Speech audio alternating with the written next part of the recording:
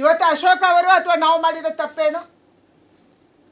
ಯಾವ ಅಪರಾಧಕ್ಕಾಗಿ ನೀವು FIR ಅನ್ನು ಹಾಕಿದ್ದೀರಿ? ನಮ್ಮ ಅಪರಾಧ ನಿಮ್ಮನ್ನು ಕೇಳಬಾರ್ದು, ಕೇಳಿದ ಅಪರಾಧ, ನಿಮ್ಮನ್ನು ಪ್ರಶ್ನೆ ಮಾಡಿದ್ರೆ ಅಪರಾಧ. ಇವತ್ತು ಅಲ್ಪಸಂಖ್ಯಾತರನ್ನ ಓಲೈಕೆ ಮಾಡೋದಕ್ಕಾಗಿ ಪ್ರಜಾತಂತ್ರವನ್ನ ಕಗ್ಗೊಲೆ ಮಾಡುವಂಥದ್ದು ನೀವು ಮಾಡ್ತಾ ಇದ್ದೀರಿ. ಪ್ರಜಾತಂತ್ರದ ರಕ್ಷಕರು ನೀವು. ಮೊನ್ನೆ ಭಾನುವಾರ ರಾಜ್ಯದಾದ್ಯಂತ ಸಂವಿಧಾನವನ್ನ ರಕ್ಷಣೆ ಮಾಡಬೇಕು ಅಂತ ಶಾಲೆ ಮತ್ತು ಕಾಲೇಜು ಮಕ್ಕಳನ್ನ ಮಾನವ ಸರಪಳಿ ಮಾಡಿದ್ರಿ. ಯಾವ ಪುರುಷಾರ್ಥಕ್ಕೆ?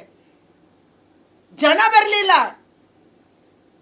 ಮನೆಯಿಂದ ಮನೆಗೆ ಹೋಗಿದ್ದಂಥ ಮಕ್ಕಳನ್ನ ಕರ್ಕೊಂಡು ಬಂದು ರಸ್ತೆ ತುಂಬ ನಿಲ್ಸಿದ್ರಿ, ಆ ಬಿಸಿಲಲ್ಲಿ ನಿಲ್ಸಿದ್ರಿ. ನೂರಾರು ಫೋನ್ ಬಂತು ನಮಗೆ, ಮೇಡಮ್ ನಮ್ಮ ಮಕ್ಕಳನ್ನ ಬಿಸಿಲಲ್ಲಿ ನಿಲ್ಸಿದ್ದಾರೆ. ಯಾವ ಸಂವಿಧಾನದ ರಕ್ಷಣೆ ಮಾಡಕ್ಕೆ ಹೊರಟಿದ್ದೀರಿ ನೀವು? ನಿಮ್ಮ MLC ಬಾಂಗ್ಲಾದೇಶದ ಮಾದರಿಯಲ್ಲಿ ಗವರ್ನರ್ ಅನ್ನ ಓಡಿಸ್ತೀವಿ, ಒದ್ದೋಡಿಸ್ತೀವಿ ಅಂತ ಮಾತಾಡ್ತಾರೆ. FIR ಆಗಲ್ಲ. ನಿಮ್ಮ ಮುಖಂಡರು ಇದೊಂದು ಸಣ್ಣ ಘಟನೆ ಅಂತ ಹೇಳಿ ಆರಿಕೆ ಉತ್ತರ ಕೊಡ್ತಾರೆ, ಅವರ ಮೇಲೆ ಕ್ರಮ ಆಗಲ್ಲ. ಇವತ್ತು ಕರ್ನಾಟಕ ರಾಜ್ಯದಲ್ಲಿ ಪ್ರಜಾತಂತ್ರ ವ್ಯವಸ್ಥೆಯ ರೀತಿಯಲ್ಲಿ ನಡೀತಾ ಇರುವಂತ ಸರ್ಕಾರ ಇಲ್ಲ.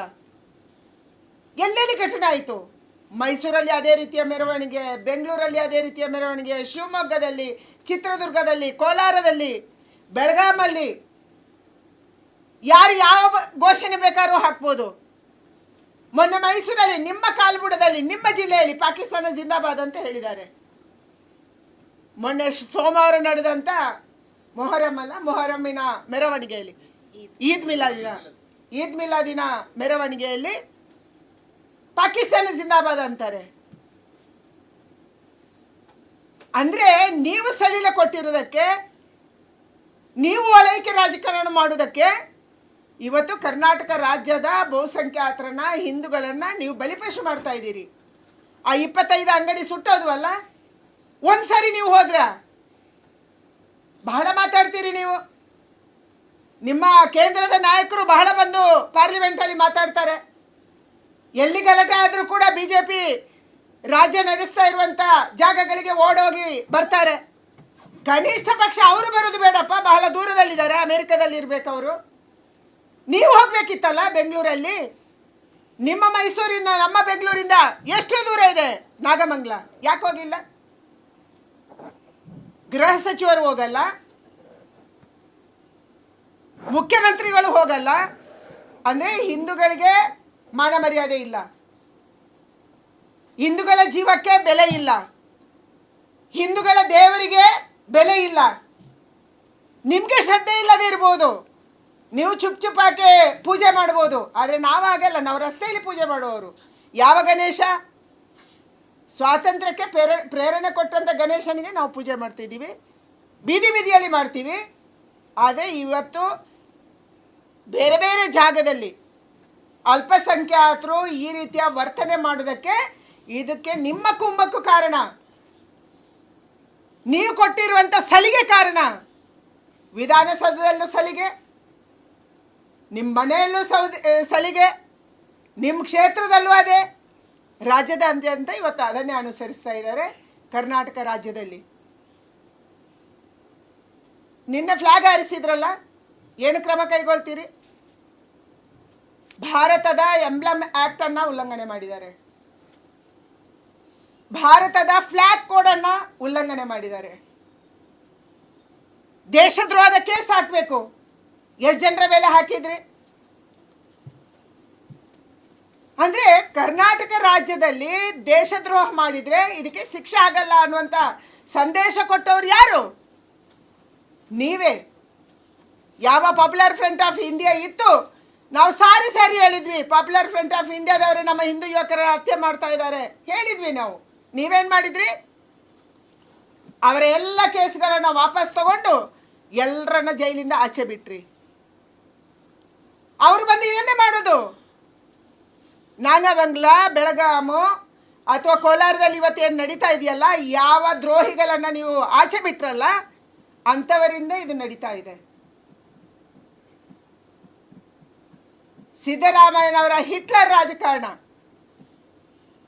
ಸಿದ್ದರಾಮಯ್ಯನವರ ಒಂದು ರೀತಿಯ ಅಘೋಷಿತ ಎಮರ್ಜೆನ್ಸಿ, ತುರ್ತು ಪರಿಸ್ಥಿತಿ ಇವತ್ತು ಕರ್ನಾಟಕ ರಾಜ್ಯದಲ್ಲಿ ನಮ್ಮನ್ನು ಅತ್ಯಂತ ಭಯಭೀತವಾಗಿ ಓಡಾಡುವ ರೀತಿಯಲ್ಲಿ ಮಾಡ್ತಾ ಇದೆ. ನಮ್ಮ ಕಾರ್ಯಕರ್ತರ ಮೇಲೆ ಪದೇ ಪದೇ ಕೇಸು, ಯಾರು ಕೇಳೋರಿಲ್ಲ. ಪೊಲೀಸ್ ಸ್ಟೇಷನ್ಗೆ ಹೋದರೆ FIR ತಗೊಳ್ಳಲ್ಲ, ಒಂದು ಪಾರ್ಟಿದು ತೊಗೊತಾರೆ, ಇನ್ನೊಂದು ಪಾರ್ಟಿದು ತಗೊಳ್ಳಲ್ಲ, ನ್ಯಾಯಯುತವಾಗಿ ತನಿಖೆ ಮಾಡಲ್ಲ. ನಮ್ಮ ಕಾರ್ಯಕರ್ತರ ಹೆದರಿಸುವಂಥದ್ದು. ನೀವು ಯಾವುದೇ ಕೆಲಸಕ್ಕೆ ಆಚೆ ಬಂದರೆ FIR ಹಾಕ್ತೀವಿ, ಅರೆಸ್ಟ್ ಮಾಡ್ತೀವಿ, ಪೊಲೀಸ್ ಸ್ಟೇಷನಲ್ಲಿ ಕೂರಿಸ್ತೀವಿ, ಜೈಲು ಕಳಿಸ್ತೀವಿ. ಇದು ಇವತ್ತು ಸಿದ್ದರಾಮಯ್ಯನವರ ಆಡಳಿತ. ಅದಕ್ಕಾಗಿ ನಾನು ಆಗ್ರಹ ಮಾಡ್ತೀನಿ, ಇಂಥ ಮಾನಸಿಕತೆಯನ್ನು ಬಿಟ್ಬಿಡಿ. ನಾವು ಹೆದರಿ ಓಡೋಗೋರಲ್ಲ. ನೀವು 100 FIR ಹಾಕಿ, ನಾವು ಯಾವ FIRಗೆ ಹೆದರಲ್ಲ. ಹನುಮಾನ ಚಾಲೀಸಕ್ಕೆ ನಾವು ಹೋಗಿ ಪ್ರತಿಭಟನೆಗೆ ಹೋದರೆ ಅದಕ್ಕೆ FIR ಹಾಕಿದ್ರಿ. ಇಲ್ಲಿ ಮಾತ್ರ ಅಲ್ಲ, ನಿಮ್ಮ ಪಾರ್ಟ್ನರ್ ಅಲ್ಲಿನೂ ಹಾಕಿದ್ರು, ಚೆನ್ನೈನಲ್ಲಿ. ಸಾರಿ ಕೇಳಕ್ಕೆ ಹೇಳಿದ್ರು ಕೋರ್ಟಲ್ಲಿ. ಅಲ್ಲಿ ಅಡ್ವೊಕೇಟ್ ಜನರಲ್ ಬಂದು ನಾನು ಹೇಳಿದೆ, ನಾವು ಸಾರಿ ಕೇಳೋ ಪ್ರಶ್ನೆ ಬರಲ್ಲ, ನಾವು ಕೇಸನ್ನು ಫೈಟ್ ಮಾಡ್ತೀವಿ, ಸುಪ್ರೀಂ ಕೋರ್ಟ್ಗೆ ಹೋಗ್ತೀರಾ, ಹೋಗ್ತೀವಿ. ಇಲ್ಲಿನೂ ಇವತ್ತು ಕೇಸ್ ನಡೀತಾ ಇದೆ, ಹನುಮಾನ್ ಚಾಲೀಸದು. ಮತ್ತೊಂದು ಕೇಸ್ ಹಾಕಿದಿರಿ, ನಾಗಮಂಗಲದು. ನಾವು ಹೆದರಿ ಓಡಿ ಹೋಗಲ್ಲ ಸಿದ್ದರಾಮಯ್ಯನವರೇ. ನಾವು ಹೋರಾಟ ಮಾಡ್ಕೊಂಡು ಬಂದಂಥವರು. ನಮ್ಮ ಯಾವುದೇ ಶಾಸಕರ ಮೇಲೆ, ಯಾವುದೇ ಕಾರ್ಯಕರ್ತರ ಮೇಲೆ ನೀವು ಕೇಸ್ ಹಾಕಿದ್ರು ನಾವು ಸುಮ್ಮನೆ ಇರಲ್ಲ, ಹೋರಾಟ ಮಾಡೋರೆ. ಸತ್ಯವನ್ನು ಸತ್ಯ ಅಂತ ಹೇಳೋರೆ, ನ್ಯಾಯಕ್ಕಾಗಿ ನಾವು ಹೋರಾಟ ಮಾಡೋರೆ. ಅಧಿಕಾರ ಪರ್ಮನೆಂಟ್ ಅಲ್ಲ, ಸರ್ಕಾರಗಳು ಪರ್ಮನೆಂಟ್ ಅಲ್ಲ. ನಿಮಗೆ ಅಹಂಕಾರ ಇರ್ಬೋದು, 135 ಗೆದ್ದಿದ್ದೀವಿ, ನಮಗೇನಾಗುತ್ತೆ, ನಮ್ಮನ್ನೇನು ಮಾಡ್ತಾರೆ, ಅಹಂಕಾರ ಇರ್ಬೋದು. ಆದರೆ ಜನ ಪಾಠ ಕಳಿಸ್ತಾರೆ. ಇದನ್ನು ನೀವು ಬರುವ ದಿನಗಳಲ್ಲಿ ನೋಡ್ತೀರಿ.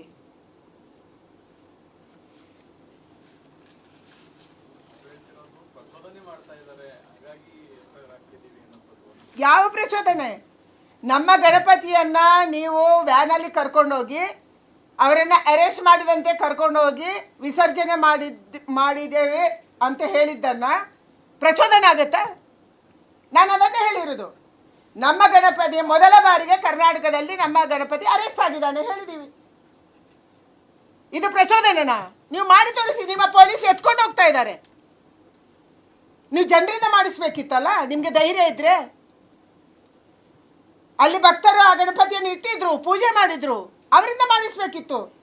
ನಿಮ್ಮ ಸರ್ಕಾರಕ್ಕೆ ಅಷ್ಟು ತಾಕತ್ತಿಲ್ಲ ಅಂದರೆ ನಿಮ್ಮ ಪೊಲೀಸ್ ಅದನ್ನು ಎತ್ಕೊಂಡು ಹೋಗ್ತಾನೆ, ವ್ಯಾನಲ್ಲಿ, ಪೊಲೀಸ್ ವ್ಯಾನಲ್ಲಿ ಕೂಡಿಸ್ತಾನೆ, ಅವನು ತಗೊಂಡೋಗಿ ವಿಸರ್ಜನೆ ಮಾಡ್ತಾನೆ ಅಂದರೆ ಏನು ನಡೀತಿದೆ? ಇದು ಪ್ರಚೋದನೆನಾ?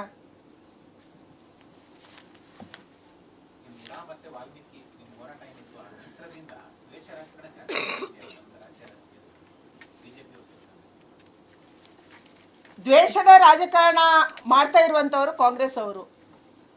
135 ಗೆದ್ದಿದ್ದೀವಿ ಅನ್ನುವಂಥ ಏಕೈಕ ಅಹಂಕಾರದಲ್ಲಿ ಕೇವಲ ಒಂದು ಸಮುದಾಯದವನ್ನ ಓಲೈಕೆ ಮಾಡುವಂಥ ಕಾರಣಕ್ಕಾಗಿ ಇವತ್ತು ನಿರಂತರವಾಗಿ ದ್ವೇಷದ ರಾಜಕಾರಣ ಮಾಡ್ತಾ ಇದ್ದಾರೆ. ಇದಕ್ಕೆ ಉದಾಹರಣೆ ಐವನ್ ಡಿಸೋಜಗಿಂತ ದೊಡ್ಡ ಉದಾಹರಣೆ ಬೇಕಿಲ್ಲ. ಇದಕ್ಕೆ ಉದಾಹರಣೆ ಪರಶುರಾಮ ಆತ್ಮಹತ್ಯೆ ಕೇಸಿಗಿಂತ ದೊಡ್ಡ ಉದಾಹರಣೆ ಬೇಕಿಲ್ಲ. ನಿಮ್ಮ ಶಾಸಕರ ಮೇಲೆ ನೀವು ಕೇಸ್ ಹಾಕಲ್ಲ, ಕಂಪ್ಲೇಂಟ್ ಕೊಟ್ಟರು ತಗೊಳ್ಳಲ್ಲ ಪೊಲೀಸರು.